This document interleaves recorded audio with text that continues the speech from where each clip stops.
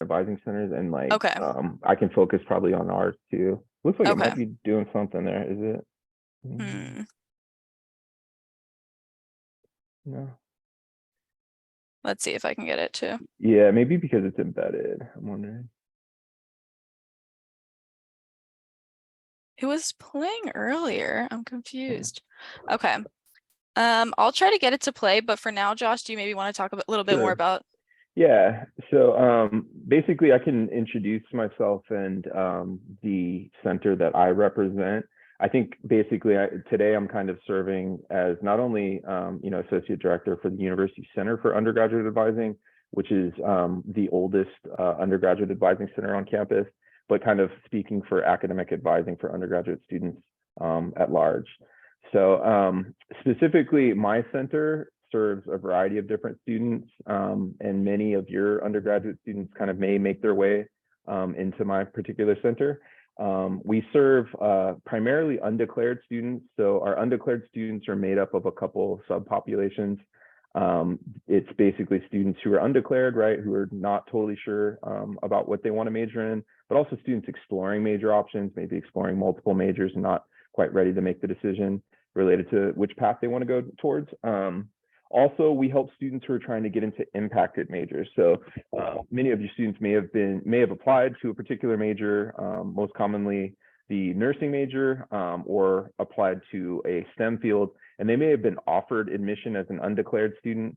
And what that means is basically they don't necessarily have to remain undeclared or find a different major. They can still pursue a STEM major like engineering or science or math or nursing, but they have to meet specific prerequisites in order to fully declare the major. And that's really what my center and the academic advisors that work in my center help do. So that's a primary role, helping students explore, helping students understand what they need to do to move from undeclared into a particular major. We help all students kind of look into major declaration, the process related to that. One quick note, if your student's an undergraduate student, basically they need to declare a major by the time they earn 60 units.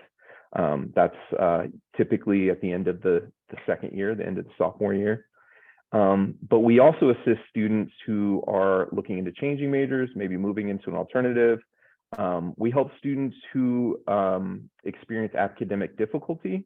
So if a student's overall or CSULB GPA falls below a 2.0, they will be placed on academic warning. We assist those students to help them strategize how to improve their GPAs, return to good academic standing.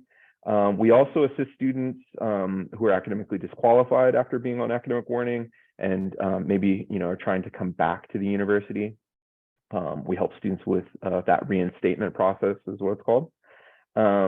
We also have several different programs within the center. One of those programs is called Gen Excel, GENEXCEL. That's basically a mentoring program specifically for first generation students. So students whose parents and family members may not have earned a degree prior to them being admitted to CSULB. And we basically connect those students with a peer mentor as well as a faculty mentor. So a faculty member who typically is a first generation or was a first generation student themselves, and they provide mentoring for incoming first generation students. We also we have an overarching program for transfer students. So if you're a family member or a parent of a transfer student, they may meet with one of our BTTC ambassadors. BTTC is short for Beach Transfer Transition Center. And those ambassadors basically connect transfer students to their academic advising centers within the colleges, as well as provide social events and things like that. We just came off of a fun social event yesterday that was brought a lot of the different resources that you'll probably hear in some of these fireside chats to an event that was like specifically there to celebrate first generation students. And that included our BTTC ambassadors and our Gen Excel mentors and faculty members and so forth. So that's just an example of some of the many programs we house within the University Center for Undergraduate Advising. But I think long story short, with our office specifically, we're a good place for your students to start if they have any question related to undergraduate academic advising. There are also college-based advising centers. This video was going to briefly kind of touch on some of those. Josh, it might be working now. Do you want us to Okay. play it, or do you want to Yeah, just? sure. Sure. I Okay. think we got the time. Yeah. So this Okay. might like inform some of the questions or like prompt some questions for me too. Okay. So yeah, Cool. let's go ahead and segue to that. Thanks. Welcome to Parent and Family Orientation. This presentation is brought to you by the University Center for Undergraduate Advising, also known as UCUA. This presentation covers the following important topics and will provide you with an introduction to the many academic resources and support services available to ensure your student is successful at the beach. Please be aware that a Q&A session via Zoom will be available for you to ask specific questions about the topics covered in this presentation. Let's begin with a brief overview of CSULB's colleges, facilities, and information about the many advising centers dedicated to assisting your student. The College of the Arts, CODA, at CSULB is California's largest and most comprehensive publicly funded school for the arts, with approximately 3,800 undergraduate and graduate students. It includes the School of Art, the Bob Cole Conservatory of Music, and the departments of Dance, Design, Film and Electronic Arts, and Theater Arts. The Kleefeld Contemporary Arts Center and the Richard and Karen Carpenter Performing Arts Center, CPAC, produce award-winning shows for the college. The College of the Arts utilizes professional advisors in each department.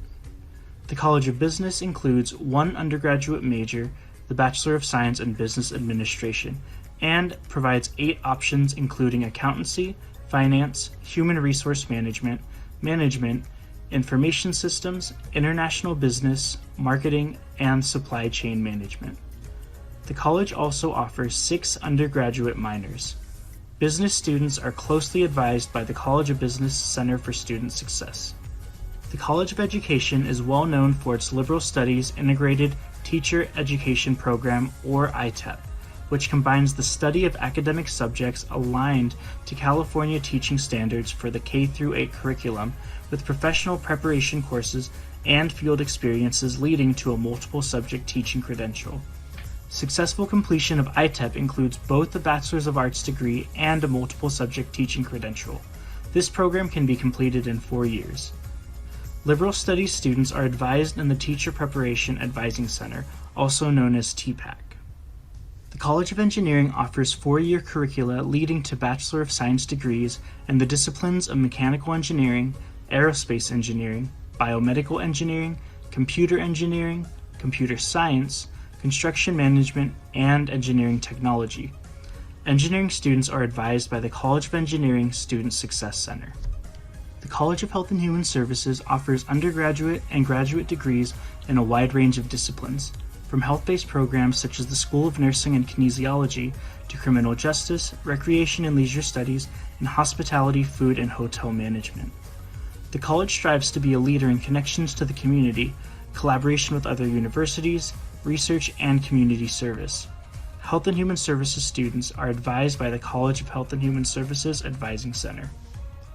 The College of Liberal Arts is the largest college on campus and one of the most diverse. It includes well-known majors such as English and History, the social sciences such as Sociology, Psychology, Anthropology, and Human Development, as well as foreign languages, religious studies, and ethnic studies.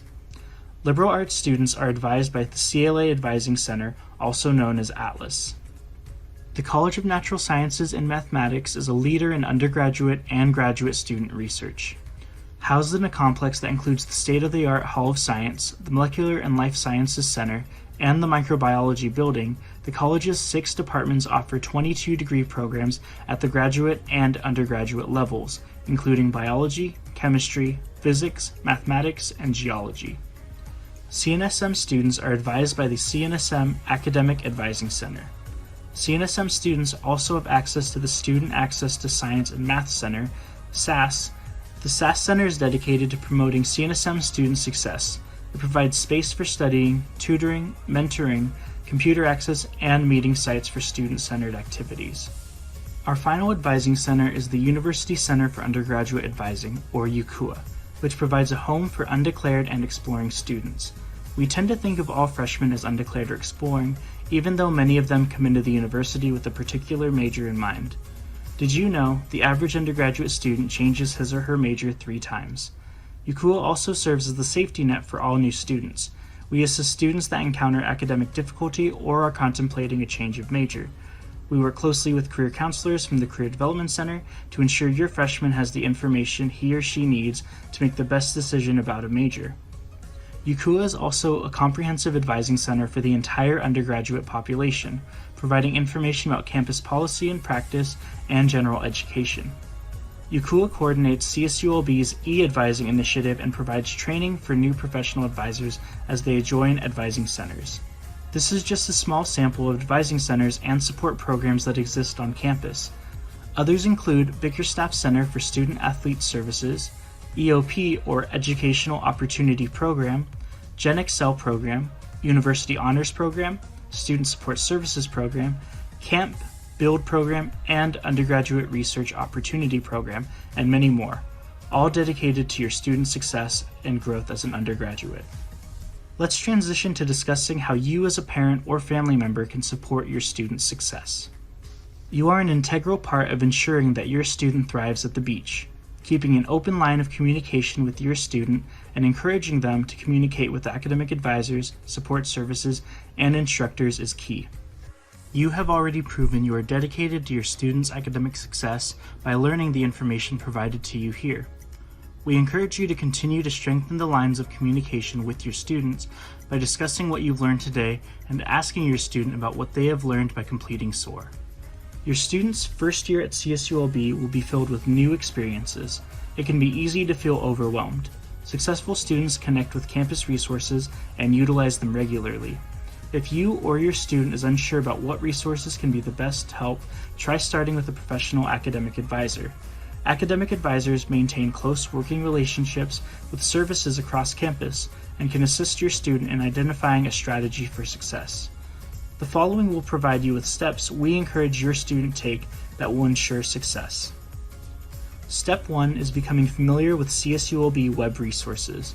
There are many important tools that your student has access to via the web. Please view a detailed explanation of these in the accompanying video titled Web Resources at CSULB. Most students are admitted to CSULB as pre-majors. This means they must successfully complete courses and maintain an adequate GPA to be fully admitted to a major. These are known as Major-Specific Requirements, or MSR. All majors have MSR, and each major's MSR varies, and most importantly, every major has a required cumulative GPA, meaning every course your student takes, whether it's general education or a major-specific requirement, or an elective counts. Academic advisors can assist students in navigating these requirements, and the University Center for Undergraduate Advising is always available to assist students in exploring academic interests and assisting in the identification of a major that meets a student's goal. Successful students are involved students. CSULB has a variety of clubs and student organizations. Statistics demonstrate that students who spend more time on campus are more successful. Connecting to campus resources, organizations, and events, whether in person or remotely, is one of the best ways to ensure your student creates a network that will be there when challenges occur. One of the most important connections your student can make is with course instructors. Instructors have office hours dedicated to meeting with students outside of class. Encourage your students to introduce themselves to course instructors early on. Participating in research opportunities with instructors and internships are two of the best ways to strengthen your students' academic experience and give them a competitive edge when the time comes to apply for a job or take the next step academically. CSULB feels so strongly about providing your student with a framework for success that freshmen are required to meet with an academic advisor at least once during the fall and once during the spring semesters. Many advising centers and programs may require your student to meet more than once or utilize important self-service advising tools to prepare for advising meetings.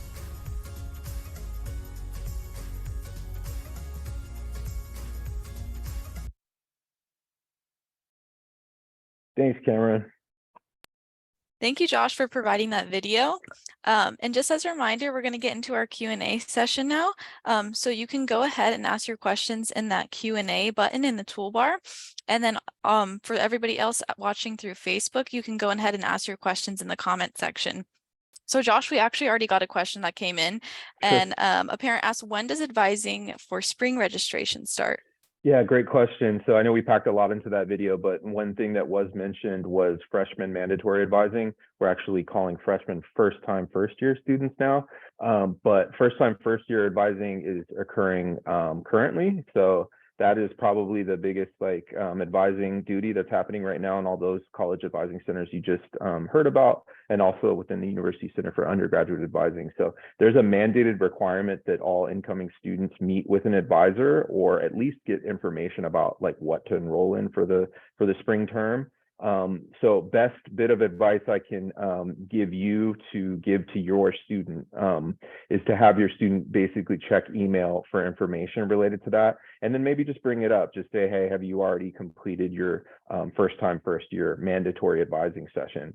So there are holds that are placed on enrollment in order to get students to go through this process. The process kind of varies. It depends on what the specific college has set up to provide that advice.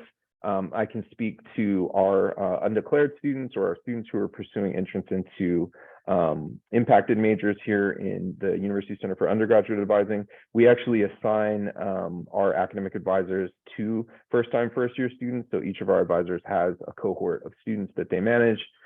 They're sending specific messages to them about how to satisfy this requirement. But basically, undeclared students have completed a series of web modules where they learn important information about academic requirements and things to be prepared for registration. And then they do a final web module that asks them questions about what they want to major in, and then helps train them on how to look up those major specific requirements, check their GE progress, and then it also walks them through registration. After they complete that module, it then goes to our advisors who review the course choices the student has made, and then they actually require that they meet with an advisor to go over that course plan so students are prepared. Most first-time first-year students are registering in the next week and a half or so.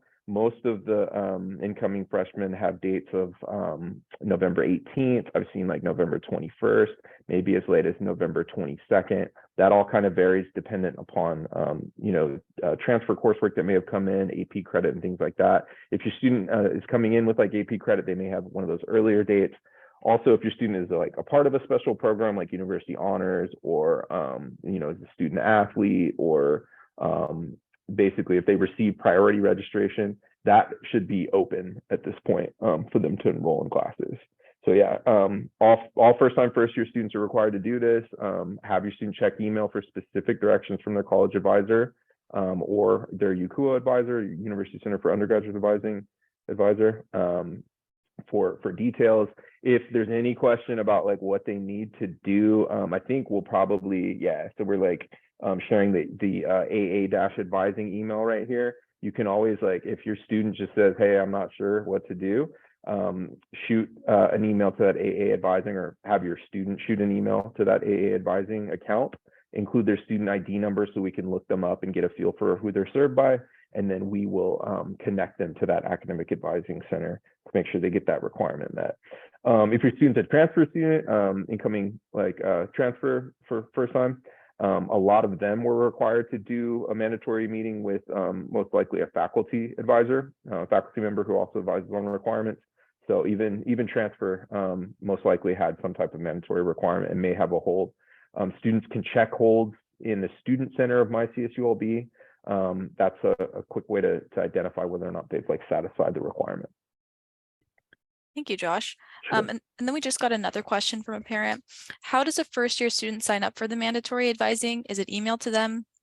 Who do they reach out to? So again, directions should be emailed to them. So they need to check their email, read every message thoroughly. They most likely already received a message. Like I said, we're going to be registering for courses in the next week and a half or so.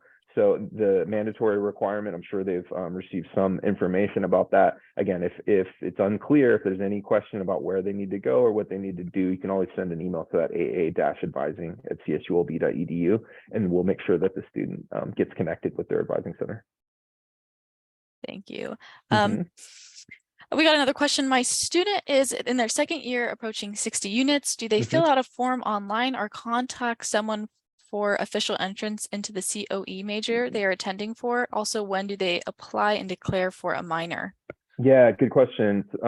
So it kind of depends on what the student status is right now. If they're a pre-major, so if they're like pre-electrical engineering or pre-mechanical engineering or what have you, they don't need to fill out any form. They basically, that's an automatic process as they satisfy those major specific requirements. Once the requirements are satisfied and as long as they're meeting the cutoff GPA, then that process is automatic. So as soon as they meet those requirements, it's basically the student center's program to move them directly into the major. Now, if they're undeclared and they're like pursuing entrance into a College of Engineering major, they should be satisfying major specific requirements.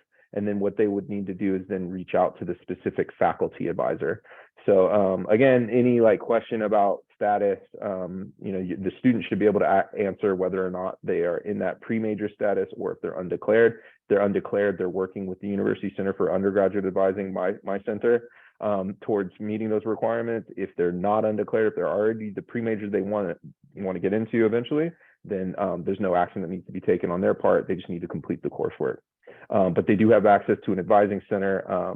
The Engineering Student Success Center, ESSC for short, advises pre-majors for all engineering options as long as they're already a pre-major.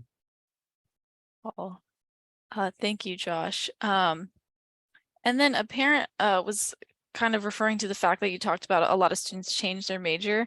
I'm sure this is dependent on the student, but how does that typically like prolong how long it takes them to graduate? Yeah, I mean, it definitely could, but there are a variety of policies in place to try to get a student on track to graduate typically within 4 years or as close to 120 units as possible. So it really sort of depends on the student specific situation. Obviously, some of our majors are longer than others, right? So the more units you accumulate, that may take some particular majors off the table.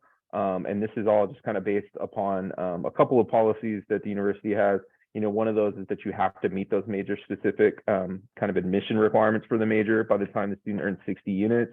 The other one, there are degree progress rules for particular majors, meaning you have to satisfy certain requirements by certain semesters in order to keep progressing.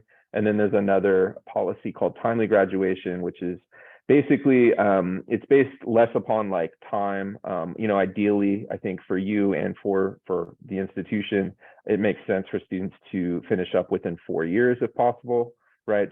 To conserve funds and things like that, move on to their next step. But there is a policy in place if a student like wants to change majors to a major that's going to push them well beyond 120 units, which is the minimum unit requirement for graduation. That would have to be examined, and those changes towards a particular major are not always approved. So it kind of depends. There is a means of sort of filing an appeal to ask for that to be considered, but it really depends on the situation. That would be a referral to our center. So University Center for Undergraduate Advising, if a student is like interested in changing, the sooner they get to us, the better. We can look at those policies. We can calculate the number of units it would take the student to graduate with after they made the move. We can look at major specific requirements. All of our advisors are well-versed in all of the majors, specifically like what's required to get into those majors. And we can give them a heads up on whether or not a request would be approved, and then connect them and show them next steps in terms of making that request. Thank you. So another question we just got in is, when is the deadline to request a withdrawal from class the student feels they will not pass, and how does a withdrawal factor into GPA and transcripts? Yeah, again, a great question, timely question for sure. The technical deadline for submitting a request to withdraw from courses is November 18th. So it's a week from Friday. So a student would have to make that request via My CSULB Student Center. They go in, they make the withdrawal request. It then goes to the instructor. The instructor needs to approve it. And then if the instructor approves it, then it goes to the chair of the department that teaches the class. And typically the chair, as long as the instructor is okay with it and the student gets it in by the 18th, then typically those would be approved. In terms of affecting GPA and progress, right? If you withdraw from a class, you're not earning the units for the course, right? There is a maximum number of units a student can withdraw from during their college career, or undergraduate college career. It's a maximum of 18 units. So most of the courses your student is currently enrolled in are probably 3 units or 4 units. In rarer cases, maybe a 1 unit or a 2 unit course. But you have a overall maximum of 18 units that a student could withdraw from. In terms of GPA, it does not factor in whatsoever. So yeah, if a student is struggling, it's important that they get in and talk to their academic advisor. If they're undeclared, come and talk to University Center for Undergraduate Advising, and we can help them figure out if it looks like it's a good idea to try to withdraw from the class, take the W and, just plan for the future to conserve those number of units for withdrawal, or if there's another solution. And typically that solution would involve, working closely with the instructor, connecting with them, seeing if it's like mathematically possible to boost the grade to a point that they can pass, or get tutoring or utilize other resources that can help them get through that course. If the student is struggling and is maybe in a course that's like counting for major specific requirements, that might be indicative of the need to identify maybe a new major. So again, that would probably be a referral to the University Center for Undergraduate Advising. We can assist that student in identifying maybe if there's another path they want to go down. Cool. But Thank the you. 18th coming up really quick. So need to get those in, and typically like they need to get in by like 10 p.m. is like cutoff that day. Sooner the better though. And then also in regards to withdrawal, how does it impact the student's financial aid? Yeah, good question. So usually I would always have a student connect with a financial aid counselor related to making that request to withdraw. So usually the impact is based upon the student qualifying in the future for financial aid. So, it really depends on how many units a student is withdrawing from. Students who receive financial aid need to maintain what's called satisfactory academic progress. What that really is basically you need to pass courses that you enroll in, right? So if you fail a course or don't earn the units based upon like withdrawing, that could affect your satisfactory academic progress. That could result in like financial aid probation, which could then get you disqualified from receiving financial aid. So it is important to connect with the financial aid advisor. Typically, like withdrawing from maybe like one course, especially if we're talking about a first year student, this is their first semester, typically like withdrawing from one course won't be enough to put them at jeopardy of being on financial aid probation. But always a good idea to check in with the financial aid office before maybe making that final submission. We have financial aid counselors on call who can answer that question. You can also just Google, I usually just Google SAP for satisfactory academic progress and CSULB, just Google those two phrases, and that'll get you to the satisfactory academic progress page, which kind of outlines it. And typically, like if you're contemplating or you're struggling in a class, right? Typically, like failing it is not going to be a better result when compared to like withdrawing. Both of them can negatively affect satisfactory academic progress, right? You're still not earning the units for that particular course if you fail it, and then you take a GPA hit, right, if you fail a class. So it's a good idea to talk to an advisor, I think, if a student's struggling, and do it now if they can. Thank you. Yeah, and I just put that link that you were talking about into the Cool. chat. Great. Yep, that's exactly it. Does the student submit the request for the withdrawal online or in person? It's online now, so it's through their student center. So the student center is a few things, like it's how they register for courses, it's how they can do a search for courses and enroll. It's where they can find holds that are on the account, right? And they can get details related to like how to resolve any holds. They have a to-do list on the student center that they may want to check as well prior to enrollment. And then the other thing the student center is good for, it's got financial aid information, but it also gives them access to what's called an academic requirements report that kind of tracks their progress. It shows like where a course is meeting a requirement and any outstanding requirements. Also, There's like a transfer credit report. If your student's a transfer student, that's where they can kind of get a feel for what coursework came through and then how that coursework is being equated to CSULB courses. There's test credit. There's a ton of information that students have access to in their student center. It's kind of like their student record, right, and tracking progress. So I'd really encourage you to encourage your student to explore that in detail. A lot of that gets covered in these mandatory advising meetings. So it's like planning for enrollment is key, right? But also like helping students figure out what's in that student center and how to go about making some of these requests. Another one to throw in the chat, Cameron, is probably like just the withdrawal information so that parents and family can check it out. Again, I use Google for everything, just CSULB and then whatever you're trying to find. So I usually just throw in like CSULB dropping and withdrawing or CSULB withdrawal, and that information should pop up. But there's detailed info about how to make the online request. There's like screenshots and so forth. Pretty simple process. Just need to like start it and finish it, before the deadline. Oh, thank you. And I'll add that into the chat right now. We just had a question come in. She hasn't. Okay, so I don't know if you'd be able to answer this, but a student received a check from CSULB for $148 and they're not sure why. Yeah, that's always a good thing, right? Yeah. Yeah, I would most likely check. Like, so there's two things. Again, in that student center, there is information related to financial transactions. So you usually can see like an entire history. So it's like it's like checking your bank account basically. So there should be some information about whether or not there was like a refund due to whatever in that student center. If there's not any information you can identify in the student center, or have the student access this and then look into it. If you can't figure it out there, I would check with the cashier's office on campus in Brotman Hall, basically the Office of Financial Services, and they should be able to clarify that. Thank you. Yeah, Student Financial Services is technically what their office is called. Brotman Hall 101. The student could go in person and ask that question too. So then we just got another question asking about, is priority registration, is that even a thing, and how can my student qualify for that? Yeah, students, family always ask that, and students ask about it too.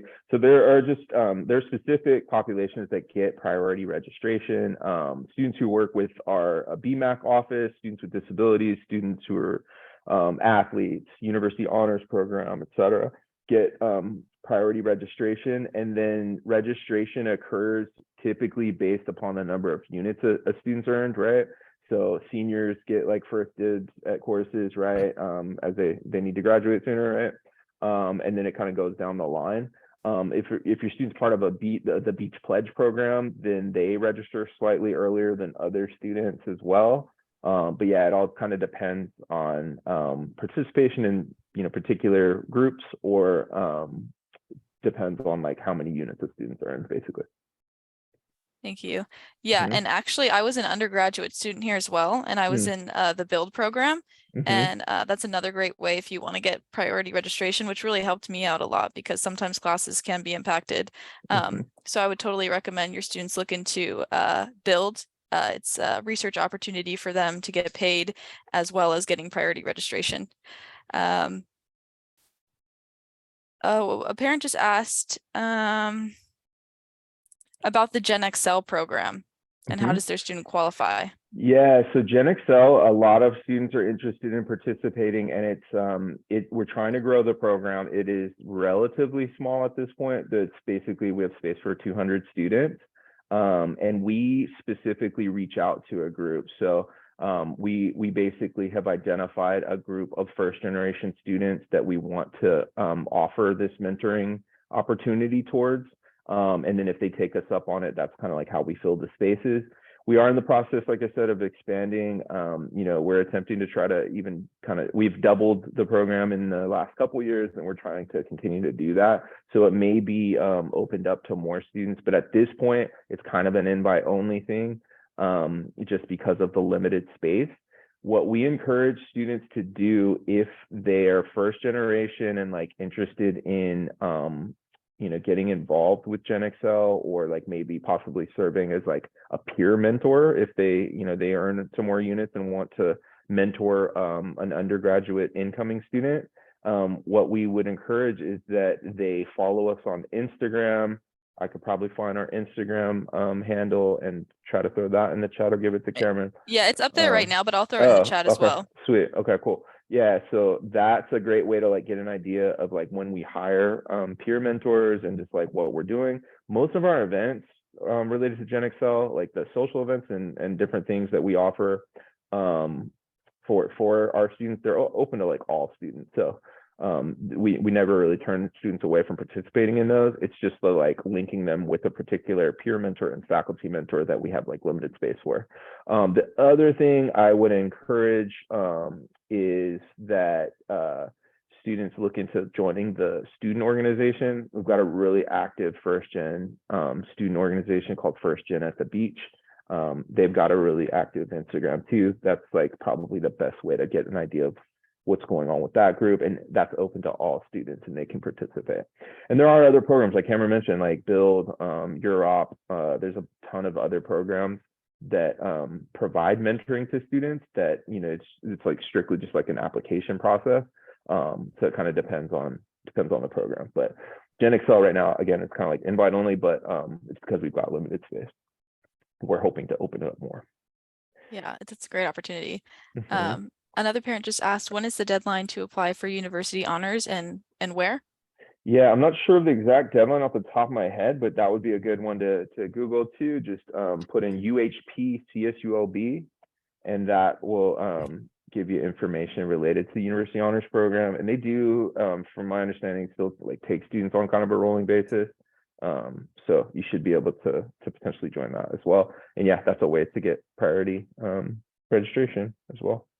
I think I found our Gen Excel page, so I'm gonna try to throw it in the chat here. Okay, and I'll put the university honors in the chat right now as well. Yeah.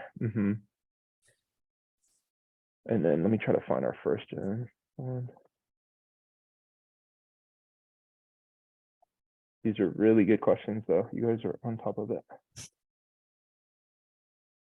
Okay, so we just got a question about how does my student find out about the cutoff for their GPA for a certain major, and how many people are accepted into the major? Yeah, great question. It really, again, depends on the major.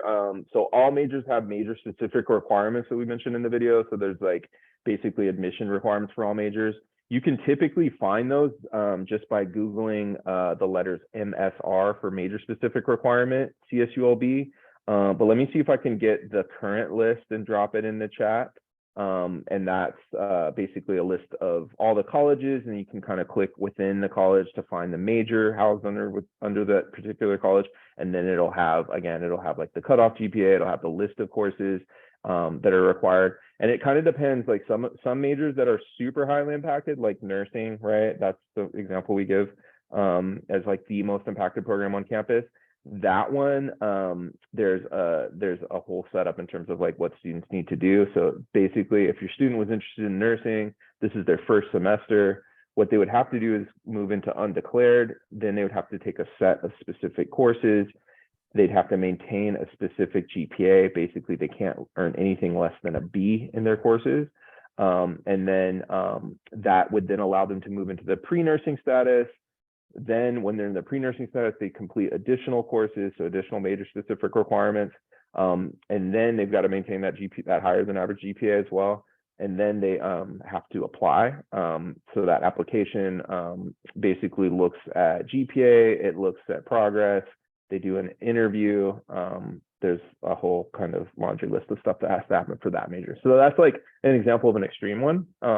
So a ton of different major specific requirements. Vast majority of our majors, it's a shorter list, right? It's basically introductory coursework. Mainly the logic behind these is like to make sure that the major is a good fit for the student, right?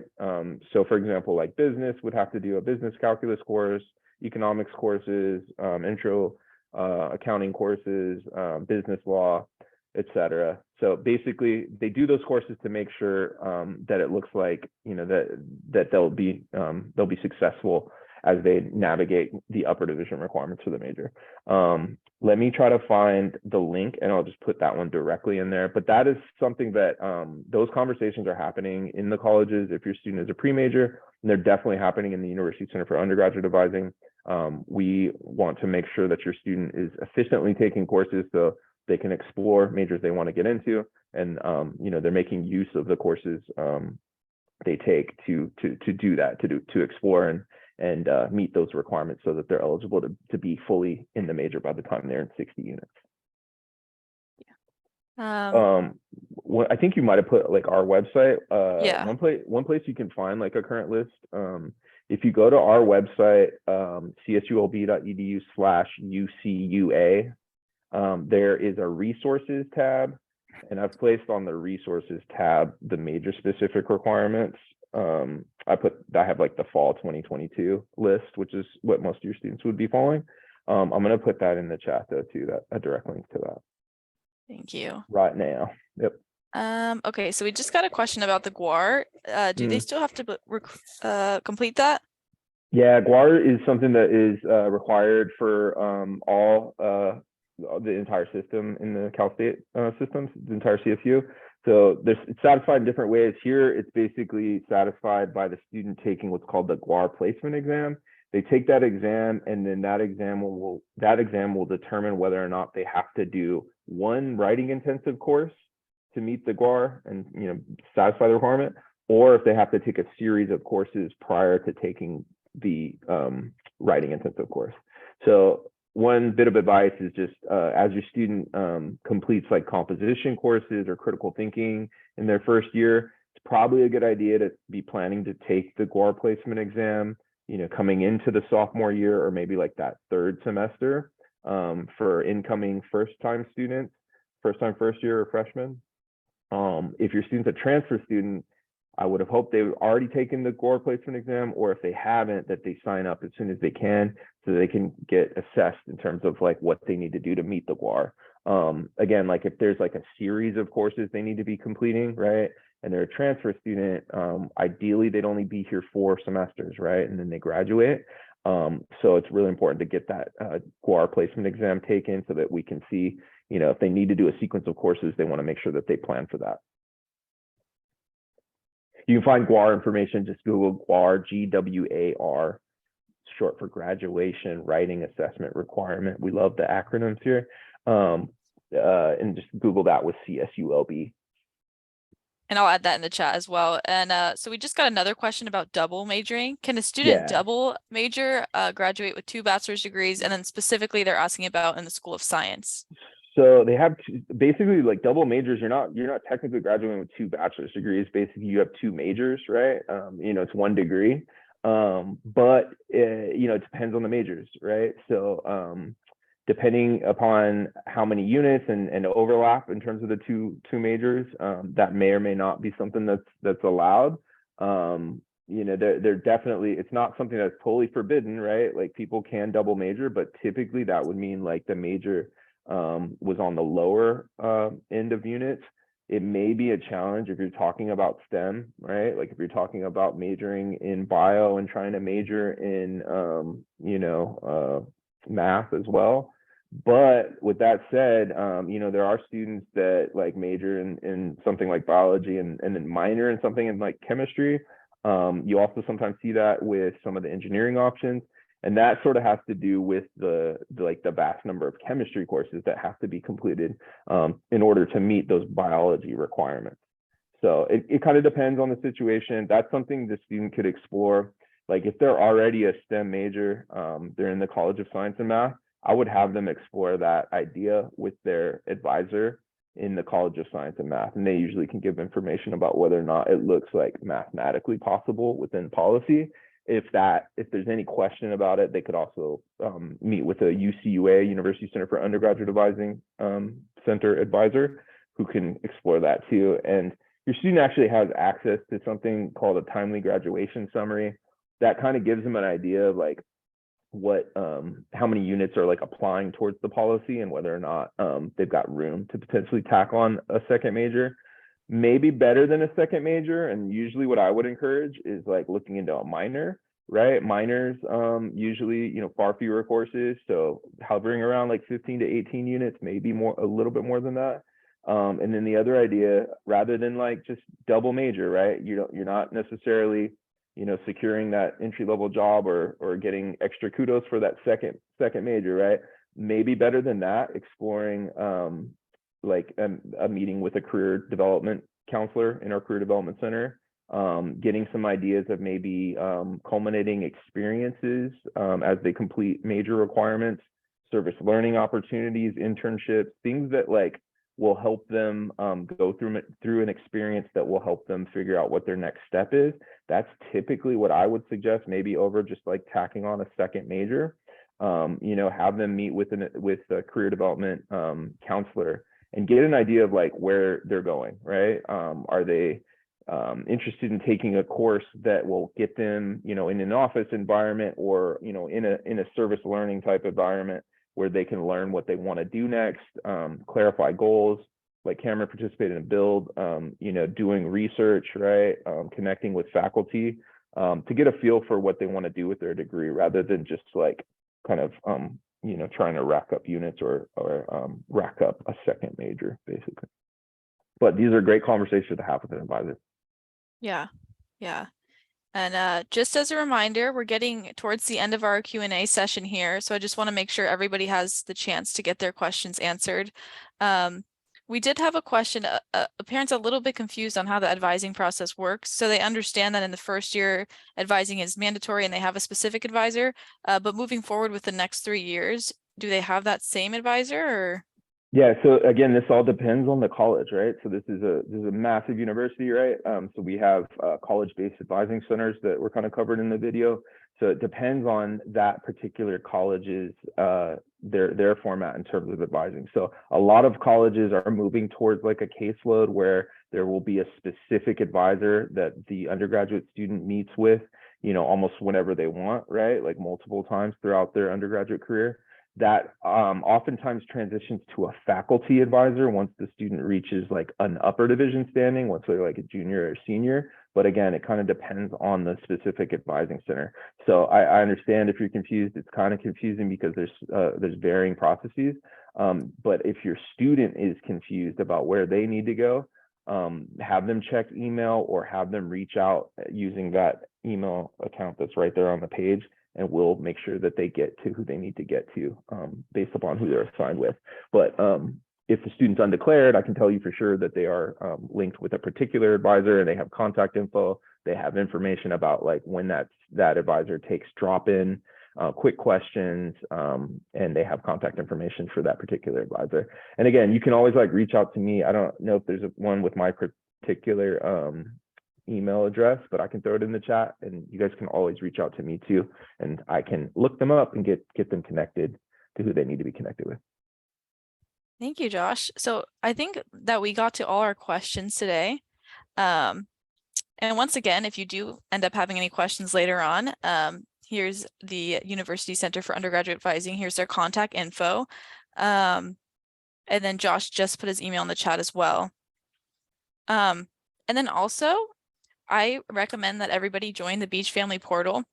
All of our Fireside chats get posted on the Beach Family Portal. We also have online orientation programs, tours, and ongoing events.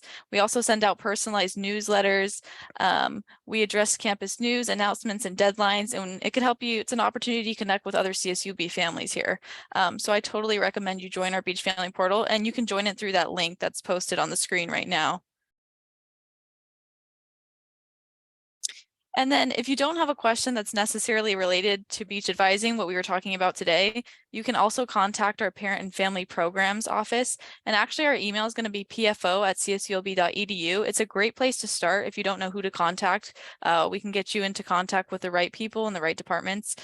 So definitely don't hesitate to reach out to our parent and family orientation programs department if you have any questions.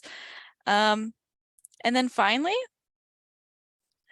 We always want to see how we can improve our websites and how we deliver our information. So right now I'm going to drop a Qualtrics survey into the chat. And this is just an evaluation that we ask our parents and families to fill out to let us know how we're doing. And we really appreciate your participation and you attending these events. It means a lot to us, and we know it means a lot to your students as well. And once again, we just want to thank everybody for joining us today. You guys asked some awesome questions for Josh. And Josh, thank you so much for this information as well. Definitely. Yeah, great questions. Definitely reach out, have your students check email, read emails thoroughly, reach out if there's any confusion. Well, and that's going to be the end of our fireside chat today. Thank you, everybody.